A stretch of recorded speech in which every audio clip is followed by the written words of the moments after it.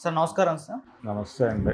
Sir pastor Ajay బాబు అనే ఒక వ్యక్తి అరెస్ట్ అయినట్టుగా నిన్నటి నుంచి కూడా వార్తలు వస్తున్నాయి సార్. మరి అతన్ని అంటే దుండగులు తీసుకెళ్లారని చెప్పేసి మొదట వచ్చింది. ఆ తర్వాత లేదు అరెస్ట్ చేశారని చెప్పేసి వార్తలు వస్తున్నాయి. మరి ఏం జరిగింది? ఎందుకు అరెస్ట్ చేశారు? మరి దీనికి గల కారణాలేంటి సార్? అంటే ప్రవీణ్ పగడాల హ్మ్.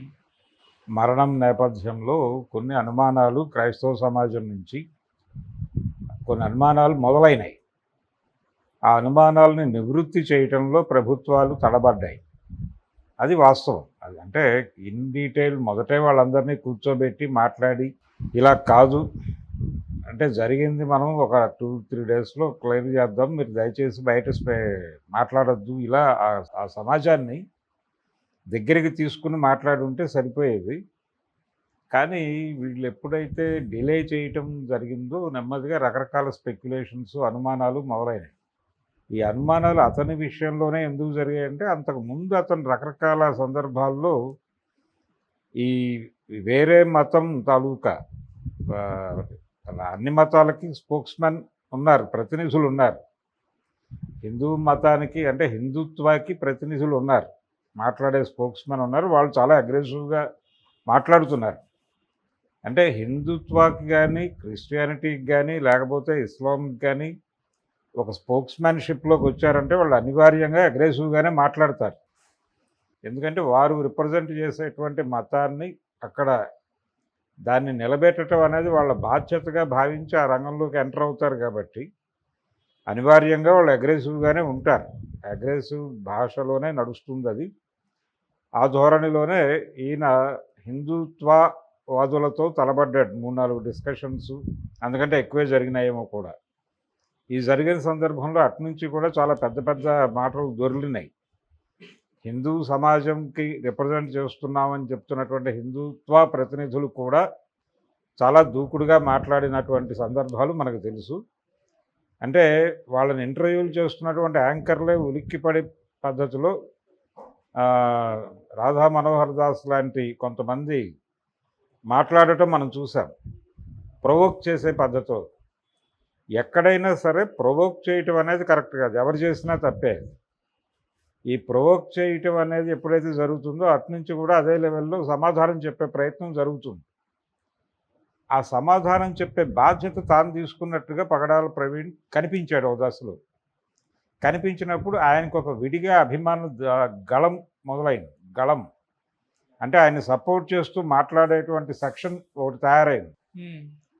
ఆ మాట్లాడేటువంటి సెక్షన్లో ఉన్నవాడే ఇప్పుడు అరెస్ట్ అయినటువంటి ఇతను అరెస్ట్ అయ్యాడు అనేది క్లియరే. దానిలో అంటే అతని మీద కేసులు నమోదయ్యాయి.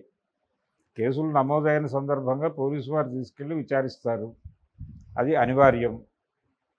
వెళ్ళిన తర్వాత వారి సమాధానాలతో పోలీసు వారు సంతృప్తి పడకపోతే వారిని రిమాండ్కి తరలించుట కూడా జరుగుతుంది, వాయిదాలకు వెళ్లాల్సి ఉంటుంది.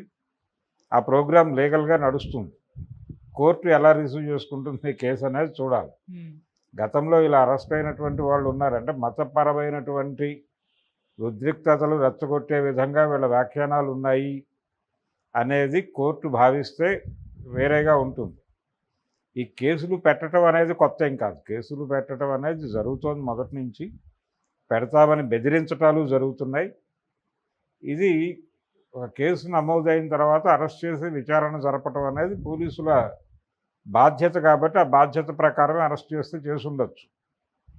కానీ కోర్టు ఎలా రియాక్ట్ అవుతుంది ఈ కేసుల పట్ల అనేది చూడాలి. గతంలో కత్తి మహేష్ను కూడా ఇలాగే అరెస్ట్ చేశారు. ఇప్పటికీ కూడా అంటే అవతల వైపు నుంచి మైనారిటీల నుంచి మాట్లాడుతున్న వాళ్ళ మీద కేసులు పెడుతున్నారు, వాళ్ళని టెర్రరైజ్ చేసే ప్రయత్నాలు చేస్తున్నారు. కానీ హిందుత్వ వైపు నుంచి ఇతర మతాలను విపరీతంగా దూషిస్తూ మాట్లాడుతున్నటువంటి వాళ్ళ మీద ఎందుకు కేసులు నమోదు కావడం లేదు అనేది కూడా ఒకసారి చూడాల్సిన అవసరం ఉంది. వాళ్ళ అరెస్టులు అయినటువంటి సందర్భాలు కూడా తక్కువే. అంటే మొన్న ఏదో చిలుకూరు బాలాజీ టెంపుల్ మీద ఆయన దాడి చేసి, అంటే టెంపుల్ అర్చకుడి మీద దాడి జరిగింది అనేది బయటకు ఫోకస్ అయింది. ఆ దాడి చేసిన ఆయన కూడా ఆయన రామరాజ్య స్థాపకుడే. రామరాజ్యాన్ని స్థాపించడం కోసం ఆయనకు ఒక విపరీత ధోరణిలోకి వెళ్ళి బిహేవ్ చేశాడు. అందులో భాగంగానే ఈయన మీద దాడి జరిగింది. అందులో ఆయన మీద కేసు నమోదైంది, అరెస్ట్ అయ్యాడు. ఆయనకు సింపతి ఉంది ఆ ఏరియాలో. ఏది ఆ మతంలోనే ఒక సింపతి కూడా ఉంది అతని మీద, ఒక సాఫ్ట్ కార్నర్ ఉంది. ఈయన మీద విమర్శలు కూడా ఉన్నాయి. ఫైనల్గా అతను బెయిల్ వచ్చింది, రిలీజ్ అయ్యాడు. కాబట్టి ఇందులో అంటే ఎందుకు వీళ్ళు తక్కువేం మాట్లాడలేదు. వాళ్ళు మాట్లాడారు వాస్తవమే, వీళ్ళు మాట్లాడారు కదా. మరి వీళ్ళ మీద కేసులు ఎందుకు లేవు? రాధా మనోహర్ దాస్ మరొకళ్ళు ఎందుకు బయట తిరుగుతున్నారు? క్రిస్టియానిటీ అనేది ప్రమాదకరము, కమ్యూనిస్టులు ప్రమాదకరము, లేకపోతే ఇస్లాం ప్రమాదకరము అని మాట్లాడిన వాళ్ళు, చాలా అగ్రెసివ్గా మాట్లాడిన వాళ్ళు చాలామంది ఉన్నారు కదా.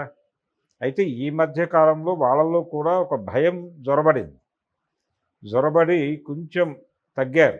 పర్టికులర్గా పగడాల ప్రవీణ్ వ్యవహారం తర్వాత ఒక న్యూట్రల్ స్టాండ్ తీసుకోవడానికి ప్రయత్నం చేస్తున్నటువంటి హిందుత్వ పెద్ద మనుషులు మొదలయ్యి మనం అలా అగ్రెసివ్గా మాట్లాడి ఉండకూడదు, మాట్లాడటం ద్వారా వాళ్ళకి మాట్లాడే అవకాశం మనమే ఇచ్చాము అని ఈ రాధా మనోహర్ దాస్ లాంటి వాళ్ళ మీద విమర్శలు చేస్తున్నటువంటి హిందుత్వ వాళ్ళు కూడా ఇది ముందే ఉండాలి కదా. ఎందుకు రెచ్చగొడుతున్నారు అంటే వాళ్ళ వైపు నుంచి ప్రమాదం ఉందని జనాలకి చెప్పటం తమ బాధ్యతగా స్వీకరించారు. క్రిస్టియానిటీ నుంచి, ఇస్లాం నుంచి హిందూ మతానికి ప్రమాదం ఉంది అనే దాన్ని ప్రజలలో నాటడం ద్వారా ఇంకెవరినో సంతృప్తిపరచడం కోసం వీళ్ళు బయలుదేరారు. ఆ ఎవరు అది సీరియస్గా హిందుత్వాన్ని ప్రమోట్ చేస్తున్నటువంటి పొలిటికల్ పార్టీ మనకు తెలుసు, భారతీయ జనతా పార్టీ ఆ పనిలో ఉంది, సంఘ్ పరివార్ ఆ పనిలో ఉంది.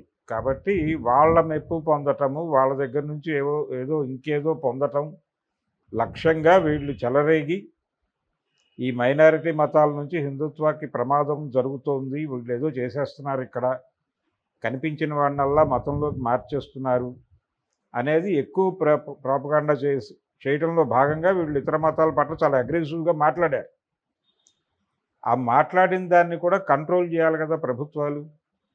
ఆ కంట్రోలింగ్ చేయటానికి వాళ్ళు కూడా కంప్లైంట్లు ఇచ్చి ఉండాలి కదా. కంప్లైంట్లు ఇచ్చే కార్యక్రమం కంటే కూడా వాళ్ళు మాట్లాడే ప్రయత్నం చేశారు. ఈ మాట్లాడే ప్రయత్నంలో భాగంగానే వాళ్ళ మీద కేసులు పెడుతున్నారు. ఇప్పుడు పగడాల ప్రవీణ్ వ్యవహారంలో కూడా అంటే ఇక్కడ లౌకికవాదం అంటే స్ట్రైట్కి మతం ఉండదు. లౌకికవాదం అంటే అన్ని మతాలని సమానంగా చూడటం. సమానంగా ఎందుకు చూస్తారు అంటే, చూడాలి అంటే రాజ్యాంగానికి మత స్వభావం ఉండదు కాబట్టి, రాజ్యం ఒక మతాన్ని స్వీకరించి ఉండదు కాబట్టి. ఒకవేళ లౌకిక రాజ్యాంగం అనేది రాజ్యాంగంలో ఉంది, దాన్ని తొలగించవచ్చు. కాన్స్టిట్యూషనల్ అమెండ్మెంట్ చేసి తొలగిస్తే అప్పుడు రాజ్యానికి కూడా మత స్వభావం ఉంది అని చెప్పి ఒక మతాన్ని తగిలించి ఇది హిందుత్వ రాజ్యము అని చెప్తే ఇక్కడ ఖచ్చితంగా వీళ్ళు మాట్లాడినవి తప్పులే అవుతాయి. కానీ ప్రొవోక్ చేయటం అనే దాని ప్రాతిపదికన ఇప్పుడు అరెస్టులు జరుగుతున్నాయి. ఈ ప్రొవోక్ చేయటం అనేది వీళ్ళే మొదలుపెట్టారా, ఇంకెవరైనా మొదలు పెడితే దానికి రియాక్షన్గా మొదలైందా అనేది చూడాలి కదా. అలా సమగ్రంగా ఈ వ్యవహారాన్ని పరిశీలించే పరిస్థితిలో కోర్టులు ఉన్నాయా అనేది నా డౌట్. దీన్ని ఇష్యూ బేస్డ్గానే చూస్తున్నారు. దేన్నైనా సరే ఆ మాట అన్నాడా లేదా అక్కడ వరకే సాక్ష్యం. అన్నాడు, వీడియో ఉంది, ఎవిడెన్స్. ఆ వీడియో షూట్ చేసినటువంటి కెమెరామెన్ను, మాట్లాడించినటువంటి యాంకరు వాళ్ళు వెళ్ళి అక్కడ సాక్ష్యం చెప్తే కేసు ప్రూవ్డే. నేను షూట్ చేస్తుండగా అతను ఇలా మాట్లాడాడు, నేను విన్నాను అని వారు సాక్ష్యం. నేను ఆయన ఇంటర్వ్యూ చేస్తుండగా ఆయన అభిప్రాయం ప్రకటించారు అని వారు విట్నెస్గా చెప్పాలి. చెప్పకపోతే ఇది సాక్ష్యంగా చెల్లదు. ఇది సాక్ష్యంగా చెల్లాలంటే వీళ్ళు సాక్ష్యాలు కావాలి. అందుకని వీళ్ళని కూడా కేసులో విట్నెసెస్గా నమోదు చేయక తప్పదు. వాళ్ళకి చట్ట ప్రకారం చేసిన తర్వాత వీళ్ళు కోర్టుకు వెళ్ళి చెప్పాలి, అయ్యా నేను షూట్ చేస్తుండగా వారు మాట్లాడారు, లేదు నేను వారితో ఇంటర్వ్యూ చేస్తుండగా వారు ఇది మాట్లాడారు అని చెప్పేస్తే అప్పుడు దీన్ని అక్కడ వరకే కట్ చేసి ఆయన నేరం చేసినట్టుగా కోర్టు భావించి అతనికి ఒక శిక్ష వేసేస్తుంది. ఇది జరగబోయేటువంటి స్టోరీ. అందుకని నేననేది ఏంటంటే, కోర్టులు ఈ మాట్లాడిన దాన్ని ఆ ముక్క వరకే తీసుకోకుండా ఈ అభిప్రాయాలు ఇలా వ్యక్తం కావడం వెనకాల నేపథ్యం ఏమిటి అసలు ఈ ప్రొవోక్ చేయటం అనే ప్రోగ్రాం ఎక్కడి నుంచి మొదలై వీళ్ళు మాట్లాడే పరిస్థితి ఇప్పుడు ఎందుకు వచ్చింది? మనం హింసకి ప్రతిహింసకి తేడా చూడాలి కదా. ఒక హింస జరుగుతూ ఉండగా హింసలో ఏదైతే జరుగుతుందో ప్రతిహింసలో కూడా అదే జరుగుతుంది. హింసలో కొంతమందిని టార్గెట్ చేసి చంపుతారు వాళ్ళు. వాళ్ళ నుంచి తమను తాము ప్రొటెక్ట్ చేసుకోవడానికి వాళ్ళని చంపడానికి వీళ్ళు చేసే ప్రయత్నం. ఈ ప్రయత్నంలో కూడా అంతిమంగా జరిగేది హత్యే. వీళ్ళు హత్య చేస్తారు, వాళ్ళు హత్య చేస్తారు. కాకపోతే వీళ్ళు తమని తాము కాపాడుకోవడం కోసం హత్య చేస్తారు, వాళ్ళు తమ అధికారాన్ని నిలబెట్టుకోవడం కోసం హత్య చేస్తారు. ఈ రెండు హత్యల్ని ఒకే గాట కట్టి చూడకూడదు. ఒక ఫైనల్ జడ్జిమెంట్ ఇచ్చేవారు ఈ రెండు హత్యల్ని ఒకే గాట కట్టి చూడకూడదు అనేది మానవ హక్కుల ఉద్యమం అనేక సంవత్సరాలుగా యుద్ధం చేస్తోంది. కాబట్టి అదే పరిస్థితి ఇక్కడ కూడా ఉంటుంది. ఏది? మతాల మధ్య ఒక మతం అగ్రెసివ్గా మాట్లాడుతోంది, ఒక మతానికి సంబంధించిన ప్రతినిధులు అగ్రెసివ్గా మాట్లాడుతున్నారు అంటే ఆ అగ్రెసివ్గా మాట్లాడిన స్టేట్మెంట్ వరకే పరిమితమై చూస్తే పరిస్థితి అర్థం కాదు. వాళ్ళు అలా మాట్లాడటానికి ప్రాతిపదిక ఏమిటి, పునాది ఏమిటి అనేది కూడా కోర్టు కనుక విస్తృత పరిశీలన జరిపితే, అవసరమైతే ఒక కమిషన్ వేసి అధ్యయనం చేయిస్తే, అప్పుడు అవతల వైపు నుంచి జరుగుతున్నటువంటి ప్రొవోకింగ్ ఏమిటి అనేది బయటకు వచ్చినప్పుడు వారిని వీరిని సమానంగా శిక్షించే పరిస్థితి కనుక జరిగితే అది డెమోక్రటిక్గా కేసు డీల్ చేసినట్టుగా ప్రపంచం భావిస్తుంది.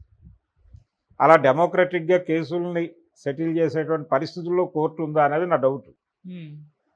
అందుకని వీళ్ళల్లో కొంతమంది ఒక అణచివేతకి గురవుతారు అనివార్యంగా. స్టేట్ నుంచి, రాజ్యం నుంచి అణచివేతకు గురయ్యే ప్రమాదం ఉంది కొంతమంది పాస్టర్లు.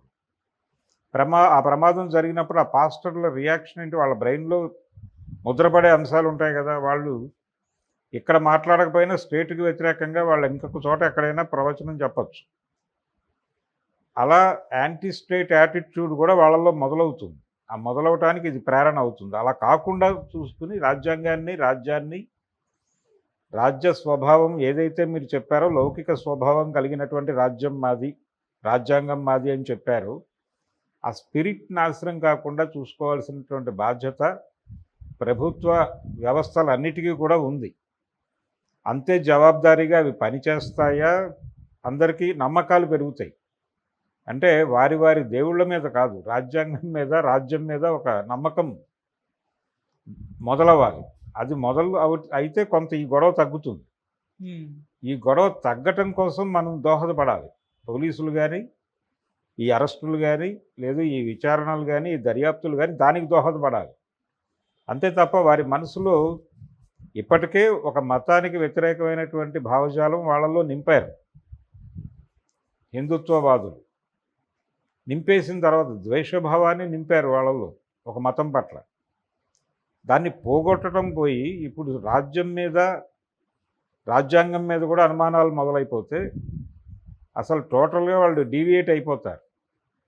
ఆ డీవియేట్ అవ్వకుండా వాళ్ళు కూడా ఈ లౌకిక సమాజంలో సభ్యులైనటువంటి భరోసా కల్పించేదిగా పోలీసు వ్యవస్థ వ్యవహరించాలి. అలాగే రాజ్యం కూడా వ్యవహరించాలి.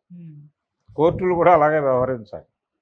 అలా వ్యవహరిస్తాయని నేనైతే అనుకోవటం లేదు, కానీ వ్యవహరిస్తే బాగుంటుందని ఆశిస్తున్నాను.